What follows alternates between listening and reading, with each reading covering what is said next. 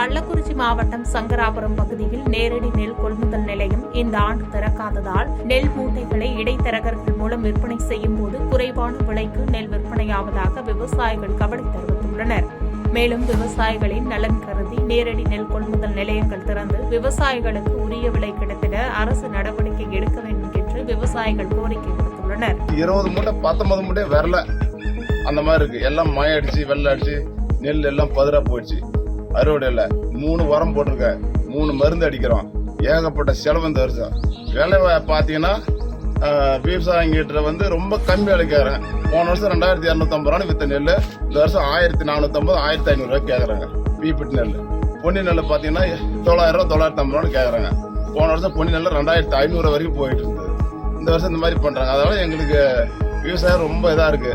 இதை கவர்மெண்ட்டை முன்னெடுத்து எங்களுக்கு கொள்முதல் நிலையம் அமைச்சு கொடுத்து விலை கொஞ்சம் உயர்த்தி கொடுக்கணும். ஒரு 2-3 வருஷத்துக்கு முன்னாடி கொள்முதல் நிலையம் வச்சாங்க, சம்பராம்பள்ளியும் வச்சாங்க, பூட்டையிலும் வச்சாங்க. அது என்னன்னு கேட்டால் 3 வருஷமா கேன்சல் பண்ணாங்க. அது என்ன ஆச்சுன்னு தெரியல.